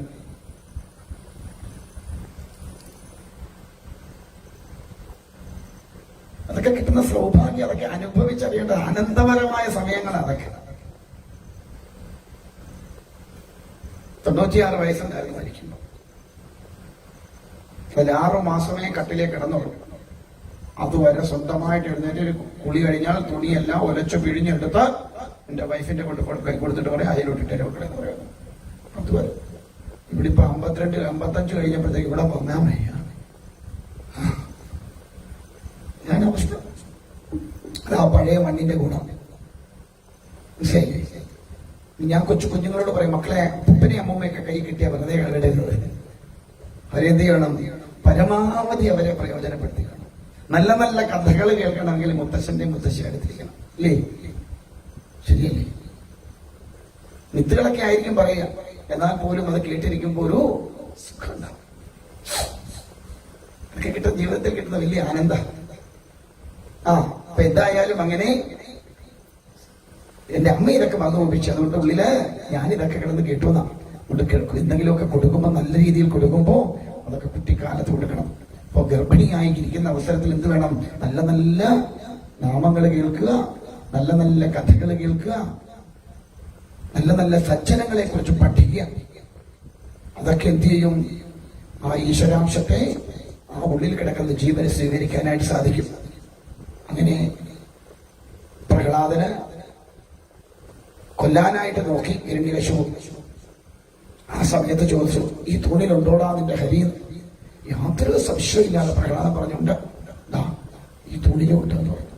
എങ്കിൽ കാണട്ടെ എന്ന് പറഞ്ഞാൽ തൂണിനൊരു വിട്ടുകൊടുത്ത തൂണ് 2ആയിട്ട് അങ്ങോട്ട് പിളർന്ന് അതിൽ നിന്നൊരു ഭീകരമായ രൂപം പുറത്തേക്ക് പുറപ്പെട്ടു. മനുഷ്യനുമല്ല മൃഗവുമല്ലാത്ത തരത്തിൽ തല സിംഹത്തിന്റെയും ശരീരം മനുഷ്യന്റേതുമായിട്ട് പുറത്തേക്ക് വന്നു. സ്തംഭിച്ചു പോയി ഹിരണ്യകശിപു. ഒരിക്കലും പ്രതീക്ഷിച്ചില്ല ഇങ്ങനൊരു രൂപം ഉണ്ടാവും. ഭയനിശകിതനായ ഹിരണ്യകശിപു ഉച്ച നേരം എല്ലാം മറന്നങ്ങനെ നിന്നുപോയി. അത് കഴിഞ്ഞപ്പോ തന്നെ കൊല്ലാൻ വന്നതാണെന്ന് അറിഞ്ഞിട്ട് ഭഗവാനുമായിട്ട് യുദ്ധം ചെയ്തു. പക്ഷേ സന്ധ്യാവേളയായപ്പോ ഭഗവാൻ എന്ത് ചെയ്തു? ഹിരണ്യകശിപു ചോദിച്ച വരം പോലെ തന്നെ സന്ധ്യാവേളയിൽ അകത്തുമല്ല പുറത്തുമല്ല, യാതൊരുവിധ ആയുധങ്ങളാലുമല്ല, മനുഷ്യനുമല്ല, മൃഗവുമല്ല, ഭൂമിയിലുമല്ല, ആകാശത്തുമല്ലാത്ത രീതിയിൽ തന്റെ മടിയിലേക്ക് മലർത്തി കിടത്തി ആ മാറങ്ങോട്ട് വലിച്ചു കീറി ആ ചോണിതമെല്ലാം കൂടെ ചോരയെല്ലാം കൂടെ വാരി അങ്ങോട്ട് കുടിച്ച് ആ കുടൽമാലയെല്ലാം കൂടെ അങ്ങോട്ട് കഴുത്തിലേക്ക് എറിഞ്ഞ് ഇടം വലിച്ചെറിയറപ്പിച്ചു കൊടുത്തു. അങ്ങനെ തന്റെ പരമഭക്തനായിരിക്കുന്ന ആ ഹിരണ്യകശിപുവിന് ഭഗവാൻ അനുഗ്രഹത്തെ കൊടുത്തു. ദേവന്മാരെല്ലാം ഭയന്നുപോയി. ഉച്ഛ്വാസം വായു പോലും പ്രകമ്പനം കൊള്ളുന്നു. ഈ പ്രപഞ്ചം മുഴുവൻ ആ തരത്തിലാണ്. ആർക്കെല്ലാവർക്കും ഭഗവാനെ കണ്ടുക്കാൻ പേടി. ലക്ഷ്മി ദേവിയെ വിളിച്ചു വരുത്തി. ലക്ഷ്മി ദേവി നോക്കി വെച്ച് അപ്പോഴീ അടുത്ത ടാക്സിക്ക് കയറിപ്പോയി. എന്താ കാരണം? തന്റെ ഭർത്താവിന്റെ ഇങ്ങനെ ഒരു രൂപം ആര് കണ്ടിട്ടില്ല? ഭഗവതി കണ്ടിട്ടില്ല. ശാന്തസ്വരൂപനായിരിക്കെ അനന്തശയനായിരിക്കുന്ന തന്റെ നാരായണനെ കണ്ടിട്ടുള്ള ലക്ഷ്മി ദേവി ഈ ഭീകരമായിരിക്കുന്ന രൂപത്തെ കണ്ട് ഭയപ്പെട്ടു പോയി. ആലോചിച്ചു, എന്താ ചെയ്യാ ഭഗവാനെ ഒന്ന് ശാന്തനാക്കാൻ ആലോചിച്ചപ്പോഴാണ് യാതൊരുവിധ ഭയവും ഇല്ലാതെ ഒപ്പുകൈകളുമായി നാരായണ നാരായണ നാരായണ നാരായണ എന്ന് ജപിച്ചു നിൽക്കുന്ന പ്രഹ്ലാദനെ കാണുന്നത്. വേഗം തന്നെ പറഞ്ഞു, നീ ഭഗവാനെ ശാന്തനാക്കാൻ നിന്നെ കൊണ്ട് മാത്രമേ സാധിക്കൂ. എത്ര രൗദ്രഭാവത്തിൽ നിൽക്കുന്ന ഭഗവാനാണെങ്കിലും ഭഗവതിയാണെങ്കിലും ഭക്തനടുത്ത് ചെന്നാൽ ശാന്തമാവും. ആ നേരം വരെ കണ്ണിൽ നിന്ന് അഗ്നി അങ്ങനെ പുറത്തേക്ക് ഒഴുകിയെങ്കിൽ, നാവിൽ കൂടി ശോണിതമൊക്കെ ഒഴുകിയെങ്കിൽ, ആ ദംഷ്ട്രയെല്ലാം പുറത്തേക്ക് തള്ളിയെങ്കിൽ അതെല്ലാം ഉള്ളിലേക്ക് ഒഴിഞ്ഞു. പ്രഹ്ലാദൻ ചെന്ന് ഭഗവാന്റെ പാതാരവിന്ദങ്ങളില് സാഷ്ടാംഗം നമസ്കരിച്ച് പ്രഹ്ലാദന്റെ കരസ്പർശം ഭഗവാന്റെ പാദത്തിലേക്ക് ഏറ്റതും കണ്ണിൽ നിൽക്കൊണ്ട് ഒഴുകിയിരുന്ന അഗ്നിയൊക്കെ അങ്ങനെ ഉൾവലിഞ്ഞു. നാവെല്ലാം അകത്തേക്ക് വലിഞ്ഞു, ദംഷ്ട്രയെല്ലാം അകത്തേക്ക് വലിഞ്ഞു. ആ കണ്ണിൽ കൂടി ആനന്ദാമൃത വർഷം പൊഴിച്ചുകൊണ്ട് പരമഭക്തനായിരിക്കുന്ന ഭഗവതോത്തമനായിരിക്കുന്ന ആ പ്രഹ്ലാദകുമാരനെ തന്നിലേക്ക് ഭഗവാൻ ചേർത്ത് നിർത്തി. ആനന്ദമയമായിരിക്കുന്ന ഭക്തനും ഭഗവാനും ഒന്നായി ചേരുന്ന ആനന്ദമയമായ സന്ദർഭം തന്റെ ഭക്തനെ തന്നോട് ചേർത്ത് നിർത്തിക്കൊണ്ട് ഭഗവാൻ ചോദിച്ചു, നീ എന്താണ് നിനക്ക് വേണ്ടത്? പറഞ്ഞു, ഭഗവാനെ, അവിടുത്തെ ഈ ദിവ്യമായിരിക്കുന്ന രൂപത്തെ കാണാൻ കഴിയുന്നത് തന്നെ ജന്മസാഫല്യം. യോഗികൾക്ക് പോലും കാണുവാൻ കഴിയാത്ത ഈ ദിവ്യമായിരിക്കുന്ന രൂപത്തെ എനിക്കായി കാട്ടിത്തന്നുവെങ്കിൽ ഇതിൽ പരം ഒരു പുണ്യം ഈ ജന്മത്തിന് എനിക്ക് വേറെ കിട്ടാനില്ല. ഒന്നും മറ്റു വരങ്ങളൊന്നും ആവശ്യമില്ല. പറഞ്ഞു, നീ വരത്തെ സ്വീകരിക്കണം. പറഞ്ഞു, അങ്ങനെയാണെങ്കിൽ ഭഗവാനെ, എന്റെ പിതാവ് അങ്ങേ ഒരുപാട് ദ്വേഷിച്ചിട്ടുണ്ട്. അതൊക്കെ മറന്ന് എന്റെ പിതാവിന് മുക്തിയെ കൊടുക്കണം. പറഞ്ഞു, ഹേ പ്രഹ്ലാദ, നിന്റെ പിതാവിന് മാത്രമല്ല, നിന്റെ 21 തലമുറ മുൻപോട്ടും പിൻപോട്ടും എല്ലാ പിതൃക്കൾക്കും മുക്തി കൊടുക്കുന്നവനായിരിക്കും ഞാൻ. നീ എന്നെ മറന്നു പോവാതെ രാജ്യം പരിപാലിക്കുക. അങ്ങനെ പ്രഹ്ലാദനെ ഭഗവാൻ തന്നെ രാജാവായിട്ട് അഭിഷേകം ചെയ്തു. ആ ഭഗവാന്റെ ആ കൃപാകടാക്ഷം കൊണ്ട് പരമഭക്തനായിരിക്കുന്ന പ്രഹ്ലാദൻ അനേക കാലം ആ രാജ്യം ഭരിച്ചു. നോക്കൂ, ഒരേ ഒരു സന്തതിയെ കൊണ്ട് 21 തലമുറ മുൻപോട്ടും പിൻപോട്ടും പിതൃക്കൾക്കൊക്കെ മുക്തി കൊടുക്കാൻ സാധിച്ചു. നമുക്ക് എത്ര എണ്ണം ഉണ്ടായിട്ടുണ്ട്? ഒരു തലമുറയ്ക്ക് മുക്തി കൊടുക്കാൻ നമ്മളെ കൊണ്ട് പറ്റിയോ?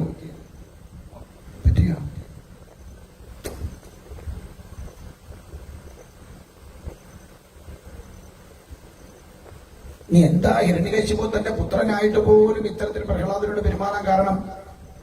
ഭഗവാൻ പ്രത്യക്ഷനാകണമെങ്കിൽ, അതായത് ആസുരീഭാവം നിറഞ്ഞു നിൽക്കുന്നവന് അവന്റെ മുൻപിൽ ഭഗവാൻ എത്തണമെങ്കിൽ ഭക്തരെ ദ്രോഹിക്കണം.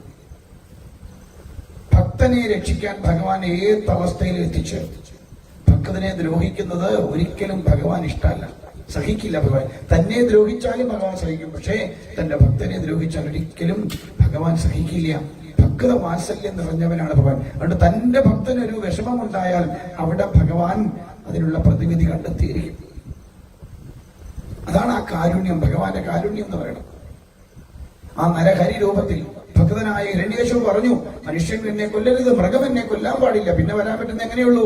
മനുഷ്യനുമല്ല മൃഗവുമല്ലാത്ത അവസ്ഥയിലേ വരാൻ കഴിയുള്ളൂ. ഹിരണ്യകശിപുവാണ് നാരായണന്റെ മുമ്പിൽ ഭഗവാന്റെ നിരസംഭ രൂപത്തിന്റെ ചിത്രം എഴുതിയിട്ട് കൊടുക്കുന്നത് വരത്തിൽ കൂടി. ഒരു യോനിയിലും പെട്ടതാവരുതെന്ന്, ഒരു യോനിയിലും പിറന്നതാവരുത്, ബ്രഹ്മാവിന്റെ സൃഷ്ടിയിൽപ്പെട്ടത് ഒന്നും ആവരുത്. പിന്നെ ഈ തരത്തിലേ ഭഗവാൻ വരാൻ കഴിയും. അതുകൊണ്ട് ഭഗവാൻ ആ ഒരു രൂപത്തെ സ്വീകരിച്ചു. അങ്ങനെ ആ ഭക്തനായ പ്രഹ്ലാദനെ മുൻപിൽ നിർത്തിക്കൊണ്ട് ഭക്തനായ ഹിരണ്യകശിപുവിനെ നിഗ്രഹിച്ച് അദ്ദേഹത്തിന്റെ ആദ്യത്തെ ജന്മത്തെ ശ്രേഷ്ഠമാക്കി കൊടുത്തു. നാരായണനെ അറിഞ്ഞു വിളിച്ച ഭഗവാനെ പരമമായിട്ട് ആശ്രയിച്ചാൽ ഏറ്റവും ഭംഗിയായി അനുഗ്രഹിക്കും ഭഗവാൻ. അതുപോലെയുള്ള ഒരു സ്വരൂപമാണ് ഭദ്രകാളി അമ്മയും. ഇന്നലെ ഞാൻ പറഞ്ഞ പോലെ ശരണം പ്രാപിച്ചിട്ടുണ്ടോ? അമ്മ ഒരിക്കലും കൈവടിക്കുക. ഇവിടെ അവൻ പറയാറുണ്ട്, ഒന്നീ കാളിയെ പിടിക്കുക, അല്ലെ കൃഷ്ണനെ പിടിക്കുക. കാളിയെ കെട്ടിയാൽ കൃഷ്ണനെ കെട്ടി, കൃഷ്ണനെ കിട്ടിയാൽ കാളിയെ കെട്ടി. അയ്യോ നീ കാളിയൊന്നും പുള്ളിക്കാരി ചില ഭയങ്കരിയാണ് കാളി. ഇത്ര മാതൃഭാവം തുളുമ്പുന്ന, ഇത്ര പ്രേമാമൃത വർഷം ചൊരിയുന്ന ഒരു സ്വരൂപം ദേവീഭാവത്തില് ഭദ്രകാളിയെ പോലെ വേറെ ആരുമില്ല. ഏതാപത്തിനും കൈപിടിച്ച് കരകയറ്റാൻ അമ്മയെപ്പോലെ ഒരു സ്വരൂപം. തന്നെ ആശ്രയിക്കുന്ന ഒരുത്തർക്കും ഒരു അപകടവും വരാതെ, ഒരു തരിപ്പ് പോലും ദുരിതമുണ്ടാക്കി വെക്കാതെ സർവ്വ ദുരിതങ്ങളെയും തീർത്തു തരുന്നവളാണ് കാളി. നമുക്ക് ഭയമാണ്. ആ ഒരു രൂപത്തെ ഗുരുക്കന്മാർ നമുക്ക് കാട്ടിത്തന്നത് ഒരു ജീവനെ മുക്താവസ്ഥയിലേക്ക് എത്തിക്കാൻ എന്തെല്ലാം ചെയ്യേണ്ടതാണ് എന്ന് പഠിപ്പിക്കുന്ന മാതൃഭാവമാണ് ഭദ്രകാളി എന്ന് പറയുന്നത്.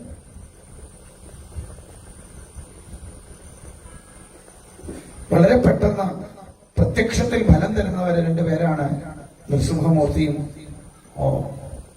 അമ്മയും, ഭദ്രകാളി അമ്മയും. കൃഷ്ണനുള്ള കുഴപ്പം പുള്ളി പതുക്കെ പതുക്കെ പതുക്കെ പതുക്കെ കണ്ണുറക്കും. പുള്ളി വളരെ ശാന്ത സ്വരൂപനാണ്. അതുകൊണ്ടാണ് കൃഷ്ണനെ ആശ്രയിക്കുന്നവർക്ക് ആർക്കും അശാന്തി ഉണ്ടാവില്ല. ദുഃഖങ്ങളൊക്കെ ഉണ്ടാവും, പക്ഷെ അശാന്തി ഉണ്ടാവില്ല. ആ ദുഃഖങ്ങളൊക്കെ കുറെ കഴിയുമ്പോൾ നമുക്ക് കിട്ടുപോകും. ഭഗവാനെ ആശ്രയിച്ച ദുഃഖം ഒരുപാട് തരും, പക്ഷേ കൈവിട്ട് കളയില്ല. കഴിഞ്ഞ ദിവസം ഗുരുവായൂരിന്നപ്പോൾ ഞാൻ ഒരാളെ പരിചയപ്പെട്ടപ്പോൾ ഞാൻ എന്നോട് പറയായിരുന്നു, ഭഗവാനെ വിളിച്ച വലിയ പാടാണ്. ഞാൻ പറഞ്ഞ ശരിയാണ്. വെള്ളത്തിൽ വീണാൽ മുങ്ങി ചാവാൻ തുടങ്ങും. ഇനി ഈ ഒരു ശ്വാസം കൂടി എനിക്ക് പിടിക്കാൻ പറ്റൂ, ഇതോടുകൂടി എന്റെ കാര്യം പോക്കാന്ന് വിചാരിച്ച് അവസാനത്തെ മുങ്ങി ഒരു ശ്വാസം എടുക്കുമ്പോഴായിരിക്കും തലമുടിയെ പിടിച്ച് പൊക്കി ഒന്ന് പൊക്കിയത്തിൽ പറഞ്ഞ് ഈ 2 ശ്വാസം കൂടി എടുത്തോളാന്ന്, എന്നിട്ട് പിടിയങ്ങ് വിടിയും. പക്ഷെ അവസാനം എന്ത് ചെയ്യും? കൈപിടിച്ച് കരക്കി കയറ്റും. എന്താ?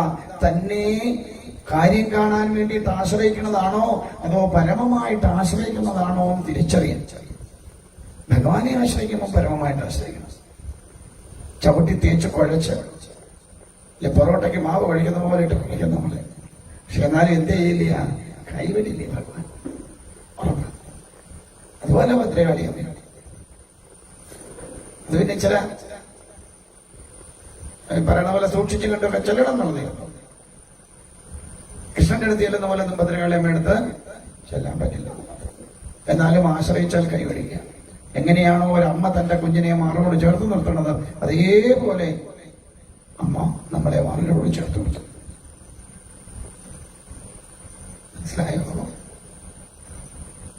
അതുകൊണ്ട് ആശ്രയിക്കുമ്പോൾ പരമമായിട്ട് ആശ്രയിക്കുക, ഒന്നും ആഗ്രഹിക്കാതെ ആശ്രയിക്കുക. പണ്ടൊക്കെ ഞാൻ വല്ലതൊക്കെ ചോദിക്കാം, ഇപ്പൊ ഞാൻ ഒന്നും ചോദിക്കാറില്ല. കാരണം ചോദിച്ചിട്ട് കാര്യമില്ല, തരത്തില്ല. അതുകൊണ്ട് ഇപ്പൊ ഒന്നും ചോദിക്കാറില്ല.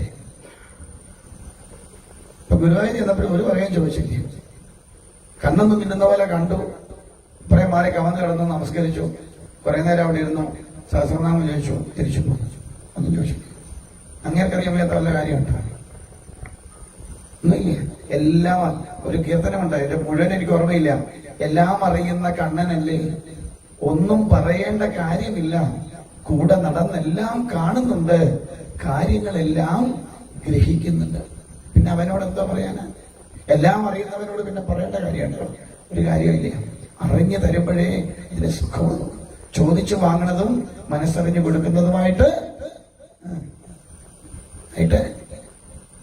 വ്യത്യാസമുണ്ട്. മനസ്സറിഞ്ഞു കൊടുക്കുമ്പോൾ മനസ്സ് നിറഞ്ഞു വാങ്ങാൻ കഴിയും. കൊണ്ടോ ഒന്നും ചോദിക്കണ്ട ഭഗവാനോട്. ഭഗവാനെ നിനക്കറിയാത്തതായിട്ടൊന്നുമില്ല. എന്താണോ എനിക്ക് ഹിതമായിട്ടുള്ളത് അത് നീ ചെയ്യുമെന്ന് എനിക്കറിയാം. കൊണ്ട് ആ ഹിതം എന്താണോ അത് ചെയ്തോളാം. അത് മാത്രമേ അറിയാവൂ. അല്ല ഒന്നും ചോദിക്കണ്ട, എനിക്ക് അത് താ, ഇത് താ, മറ്റേതാ, മറിച്ച്. അറിഞ്ഞു തരട്ടെ. സുധാമാവിന് അറിഞ്ഞു കൊടുത്തു ഭഗവാൻ, ഇല്ലേ? കൊടുത്തപ്പോഴോ വാരി കോരി കൊടുത്തു. വല്ലതും ചെന്ന് ചോദിച്ചോ? ഒരു വകയും ചെന്ന് ചോദിച്ചില്ലേ, ഒന്നും ചോദിച്ചില്ല. അവിടെ ചെന്ന് കയ്യിലിരുന്ന് അവൽ കൊടുത്തതേ ഉള്ളൂ, ഇല്ലേ? അത് തെണ്ടിക്കൊണ്ടുവന്ന അവലാണ്. അന്യഗ്രഹങ്ങളെ പോലും യാചിച്ചു കൊണ്ടുവന്ന അവലാണ് ഭഗവാനിലേക്ക് സമർപ്പിച്ചത്. എന്നിട്ട് പോലും ഒന്നും ചോദിക്കാതെ വാരിക്കോരി ഭഗവാൻ കൊടുത്തു. ആ കാരുണ്യമൂർത്തിയുടെ ആ അനുഗ്രഹത്തെ പ്രാപ്തമാക്കാനും ഒന്നും ചെയ്യാതെ ഭഗവാനിലേക്ക് പരമമായിട്ട് ആശ്രയിക്കുക. ഭക്തിയോടുകൂടി ഒന്ന് പ്രാർത്ഥിച്ചോളൂ, ഭഗവാനെ അചഞ്ചലമായിരിക്കുന്ന ഭക്തി തരണേ. പിന്നെ ചിലര് പറയാറുണ്ട്, ക്ഷേത്രത്തിൽ ദർശനം കഴിഞ്ഞിറങ്ങുമ്പോ തിരിഞ്ഞു നിന്നൊന്ന് പ്രാർത്ഥിക്കണം. എന്താണ്? അനായാസേന മരണം വിനാദൈനേന ജീവിതം ദേഹിമേ കൃപയാ ശംഭോ ത്വയി ഭക്തിരചഞ്ചലം. ജീവിച്ചിരിക്കുമ്പോൾ അനായാസമായിട്ട് വ്യാധി കൂടാതെ ജീവിക്കാനും മരിക്കാൻ സമയമാകുമ്പം അനായാസേന മരിക്കാനും ഭഗവാനെ കഴിയണം. അതിനുവേണ്ടി നിന്നിലെ അചഞ്ചലമായിരിക്കുന്ന ഭക്തി, ആരെന്തെല്ലാമെന്ന് പറഞ്ഞാലും ആ ഭഗവാനോടുള്ള ഭക്തി മാറിപ്പോവാത്ത, വിശ്വാസമില്ലാത്ത രീതിയിലാവാതെ അചഞ്ചലമായിരിക്കുന്ന ഭക്തിയെ നൽകി അനുഗ്രഹിക്കണമേ എന്ന് പ്രാർത്ഥിക്കുക. വേറൊന്നും ചോദിക്കണ്ട. പിടികിട്ടിയോ?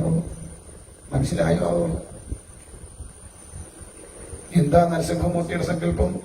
അല്ലെങ്കിൽ അതിന്റെ അർത്ഥം, ഈശ്വരനെ പരചഞ്ചലമായ ഭക്തിയോടുകൂടി നരൻ പ്രാർത്ഥിച്ചാൽ ഏതവസ്ഥയിലേക്ക് എത്താം? ഹരി എന്ന ഭാവത്തിലേക്ക് എത്താം. സർവ്വവിധമായ ദുഃഖങ്ങളെയും ഭരിക്കുന്ന ഹരിയുടെ ഭാവത്തിലേക്ക് എത്താം. മനുഷ്യനും മൃഗവും രണ്ടു ഭാവവും നമ്മുടെ ഉള്ളിലുണ്ട്. അതിനെ ഏത് തരത്തിൽ വളർത്തിയെടുക്കുന്നു അതിനനുസൃതമായിരിക്കും ഉണ്ടാകുന്ന ഫലം. മൃഗഭാവത്തിൽ വന്നാൽ അതിനനുസരിച്ച് ആസുരീ ഭാവങ്ങൾ ഉണ്ടാവും. നാരായണ നരിഭാവം അല്ലെങ്കിൽ ഹരിഭാവത്തിലാണെങ്കിൽ ആ നാരായണത്തിന്റെ ഭാവത്തിലുണ്ടാവും. ആസുരീ ഭാവത്തിലായാൽ കർമ്മത്തിൽ ദോഷമുണ്ടാവും. മനസ്സിലായോ? പുള്ളി ഭഗവാനെ സ്മരിച്ചുകൊണ്ട് ആ സർവവിധമായ ദുഃഖങ്ങളെ തീർക്കുന്ന ഭഗവാനെ മാത്രം മനസ്സിൽ ധ്യാനിക്കുക. ഭഗവാന്റെ നാമങ്ങളെ നിരന്തരമായിട്ട് ജപിക്കുക. ഭഗവാനിലേക്ക് സമർപ്പിക്കാൻ കഴിയുന്നതിനെയൊക്കെ കൊണ്ടുവന്ന് സമർപ്പിക്കുക. ഒക്കെ ബാക്കി അറിഞ്ഞ് ഭഗവാൻ തരും. അങ്ങനെ ഇരിക്കട്ടെ. ഇനി ബാക്കി നാളെ നമുക്ക് നോക്കാം. നാളെയാണ് ഭഗവാന്റെ അവതാരം. മുമ്പ് ഞാൻ സൂചിപ്പിച്ചു, രാവിലെ ഒരു 10 മണിയോടുകൂടി ഉണ്ടാവും. ഇന്നലെ മുതൽ കുറച്ച് വർഷങ്ങളായിട്ട്